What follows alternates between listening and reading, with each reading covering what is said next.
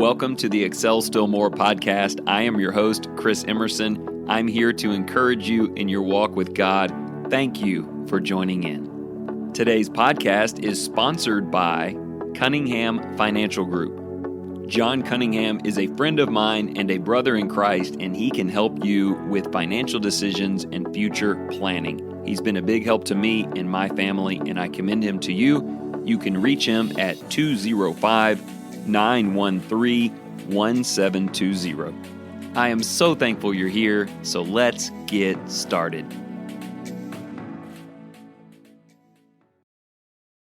Welcome back today. As you can tell from the title, there are two ideas that I would like to explore with you for the next 20 minutes. The first one is evangelism, and we will be looking at that in its simplest form, sharing the gospel of Jesus with people who need him in their lives. Now, I want you to notice early on, I'm not saying evangelism is the number of people who are converted. That's all about that person's heart and the workings of God in their life. But I am talking about you and I putting the truth in front of people in a clear way wherein they can choose Christ if that is their desire. So I'm pushing evangelism beyond just the idea of inviting people to church or speaking the name of Jesus at the ballpark. Both of those things are fantastic, but they are initial things that we do to try and make the sharing of the gospel possible. But also today, I want us to look at local church culture. As we have gotten through a lot of this pandemic business and churches have gotten back to normal assembling, we can start having these conversations again about our culture. Who are we as a local church? What are we known for in this community? And if someone came to join our local work, what would they instantly and instinctively notice would be asked of them? I think it would be amazing if the seeking of lost souls was the centerpiece of our culture. And today I want to talk to you about some things that I've learned over the years from wonderful churches and great personal workers, and share some of what is working in my own life and also what has been working well for this Lindale church where I have now been for 6 years. This episode is not designed to be a sermon. There are great sermons preached on the need to be evangelistic and the content we should feature. Instead, today, I just want to talk about practical things I believe can help. Are we ready to be evangelistic? Each one of us, you, me, if that opportunity availed itself today, beyond just inviting people to come to church, how ready are we to share the gospel with them? I heard a preacher say once years ago, the scariest question we ever ask contains 7 words. Will you study the Bible with me? Not for fear of rejection, but for the panic of what in the world to do if they say yes. I want to talk to you about overcoming that particular fear.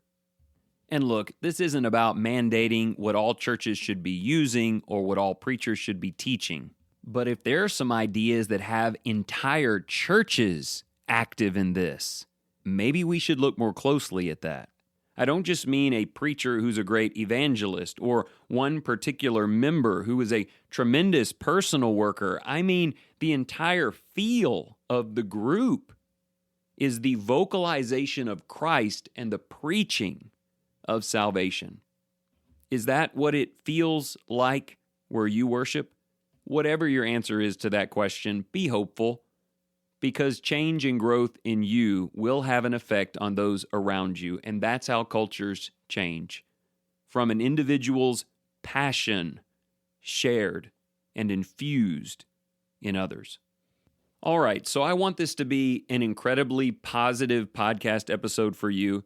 I don't want to spend this whole time talking about opportunities that we've missed and how ashamed we are. That's yesterday.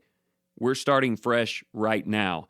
If you look back upon anything, I want you to reflect back on how amazing it feels when you are able to teach someone the truth. If you've ever had the opportunity to be a part of someone putting on Christ in baptism, can you even put words to that? What if that wasn't just something that happened? What if it was someone you became?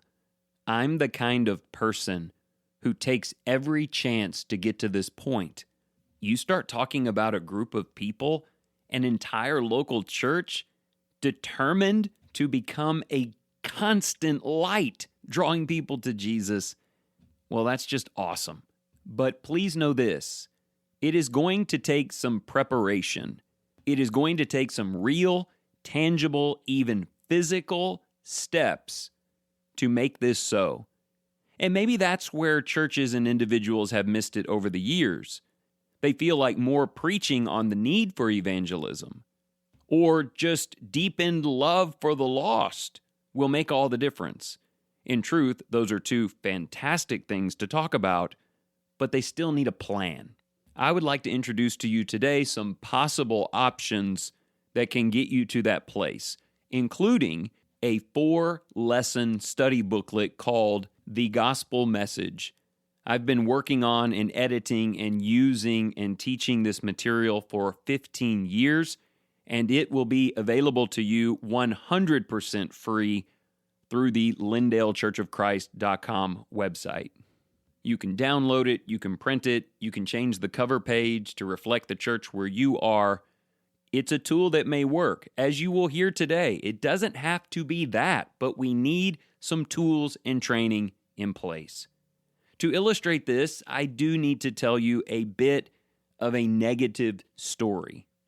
I'm not in any way trying to demean those involved, and no proper names will be used, but maybe it will ring a bell to some things in your past, and it may help us move past some of the mistakes that have been made that have kept evangelism limited. Okay, so it was maybe 5 years ago, and I was asked on a Saturday to do an all-day presentation on the topic of evangelism. There were about 50 men in the room, preachers, shepherds, deacons, workers in the church. And I opened with this question. If you suddenly had the opportunity today to study the truth with someone who is not a Christian, what would be your standard approach to doing that? Do you have some material that you could hand to them or take them through, or what? Nothing. Not a hand went into the air. And it set me back a little bit because I was really setting them up for another question, but I had to add one in between. I said, okay, if you don't have anything ready to go that you are familiar with, how would you conduct that study? What would you do? And after 5 or 10 seconds, someone raised their hand and said, I would take them through the book of Luke. And I said, that's fantastic. The Gospel of Luke is a great place to study salvation in Jesus, but chapter 1 has 80 verses. So would you just start reading or do it all in one sitting or what? And he didn't really have an answer. Another man raised his hand and said, well, I would listen to their story and find out where they were and go from there. To which I said, that sounds wonderful. You find out what they need and you address it. But every story will be different and can sometimes distract and has often led to discussions that had nothing to do with Christ's plan to save their soul. So then I came back and asked the question I was setting them up for at the very beginning. If someone at the church where you preach, just a member there, someone at the church where you shepherd, if they had a Bible study fall in their lap tonight, what have you done with them or for them to prepare them to conduct that study? Now, you probably know what happened. It was very quiet again. If the preacher did not have an approach that he was ready to use, he certainly hadn't helped the members grow comfortable in methods of sharing the gospel. And look, I want to get away from that story because I'm not talking about or judging any of those men who were in the room. But most of them probably preach on evangelism a lot. and they probably lament that the local church where they lead or serve or preach is not more community-oriented with the Word. But how can we go out and do a thing that we are not prepared to do, that we've not been trained to do, something uncomfortable? If we're just going to react to someone else's story, and it could be anything, what are the chances that our reactionary choice will be what they need? So here's the first thing that I want to share with you on how evangelism becomes more real for you and potentially a culture change for your church. Come up with a plan. If someone is interested in studying the Bible, you should instantly know what is the next thing you will say. You might say, well, I really love to go through the Gospel of Mark a chapter at a time. Can we look at chapter 1 next week? Or I have this PowerPoint presentation called The Big Picture, and it takes about 45 minutes. Can I show it to you? Or what I love is putting material in their hand so that whether or not you ever meet them again, they can walk through that with an open Bible, and the Bible's what it's really all about, and they can find salvation. The gospel message material that I favor has blanks that they can fill in. It is 4 lessons. Each lesson is 3 pages. I say, look, let's meet next Tuesday. Take a look at those first 3 pages. If you get a chance, fill in some of those blanks. It helps the class to move more swiftly. I've had every possible outcome that next Tuesday. I've had people cancel and not show up. I've had people show up without their books. I've had people show up with their books that were blank. I've had them show up with the first 3 pages filled in. I've had them show up with all 12 pages filled in. And one guy showed up with his book filled out and swimming trunks. That guy's name is Ken. He is my brother now, and I still love him very much. So please note, I'm not saying you have to go to LyndaleChurchOfChrist.com and click on that big box that says the gospel message, and that's the only way to go. I'm not saying that. You might feel like you'd be better off if you just used the Bible. I can't argue with that, but have a plan. A plan that can be written down, like we're going to start here and then go here, and then I will ask this question. A plan that can be taught to others, that can be replicated. You can't get to a local church of evangelistic culture if only the most talented or quick-witted or the best Bible students, if they're the only ones who can do this, then we're never going to get as a group where we want to go. Once every couple of years, we take a month or 2 on a Wednesday night, and I update that booklet a little bit, fix a couple of things, and we go through it together. I want to know that every adult in our church has a completed gospel message book in their home and an extra one in their car. And I'm not going to take this last 5 minutes boasting about our results. I just want you to know that this works. All of a sudden, there's this comfort level. If I see someone who might be interested in the truth, I can hand them something that can help. And if they're willing to sit down with me, I know exactly what to do. I've already done it, filled in the blanks, studied the verses, answered the very same questions that I'll be asking them. I encourage shepherds at churches and preachers, pick something, pick anything, put it together, learn it, love it, share it, practice it, and then encourage brethren to take extra copies with them and hand it out. Sure, you can call me the preacher if you want to conduct that study. I'm always here for that. But in 20 years of preaching, the most phenomenal feeling conversions I've ever experienced are when I heard about it the next day. I wasn't even there. Some member of our church was conducting a study, felt confident to do so with someone I'd never even met. I get called to say, hey, we baptized this person into Christ. They'll be here on Sunday morning. I want you to meet them. Listen, I love teaching the truth to people, but there is this deep sense of satisfaction when you start to realize that we, as a group, are a people who teach the truth to others. Now listen, there are a lot of other tremendous things that we can do. I'll go ahead and share a few of them with you in these last several minutes. Feel free to reach out to me. I would love to talk to you more about this. Something that I learned from the Dowling Road Church that we still do is we created some business cards. They have the logo and times on the front, and a little invitation on the back. And we put them out in stacks of 5, and for 2 years I talked about it. It seems like every Wednesday night at the end of services.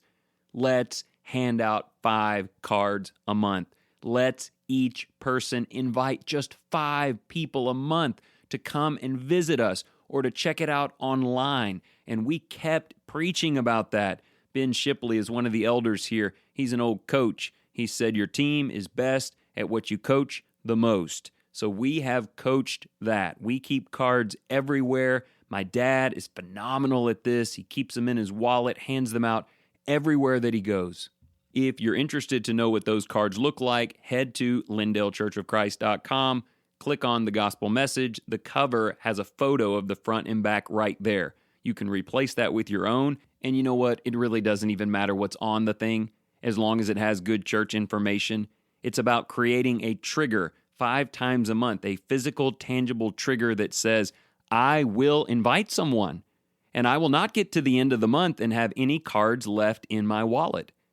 I remember meeting with the Dowling Road elders a handful of years ago. They would meet, the elders would meet every month and give an account if they had not handed out 5 invitations.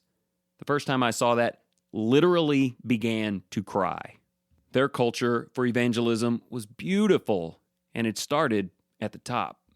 So if you think about it, that's all the paperwork we're talking about here. You've got these business cards and stacks of 5 that you're handing out, and they're all over the church building, and we just become the kind of people who do that. And then there is some study material, some packet, some collection of lessons, some PowerPoint presentation, some film strip series, some Bible passages lined up, something that we know. As a church, we know it.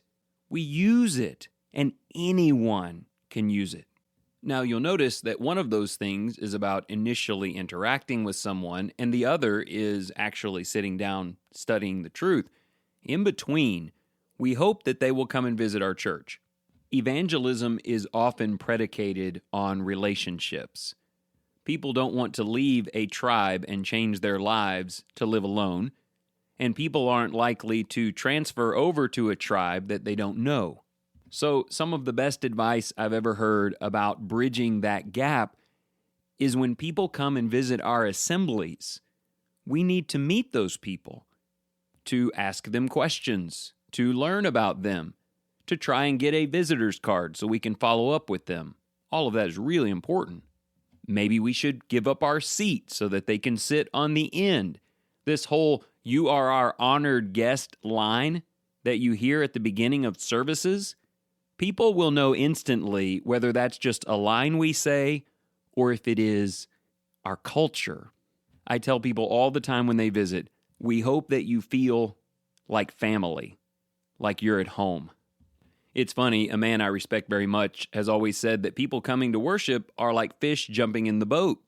But sometimes we're like 5-year-old girls in the corner of the boat just waiting on that fish to jump right back out. And visitors can pick up on that even quicker than the person doing it. We don't want that. We want their decision to visit, to walk into a building filled with people they don't know, to be a comfortable step in the right direction. Listen, I am incredibly optimistic. There are so many souls searching for purpose, and Jesus is the only answer, and we can show him to them. We can do it often, and we can do it well if we can develop an evangelistic culture.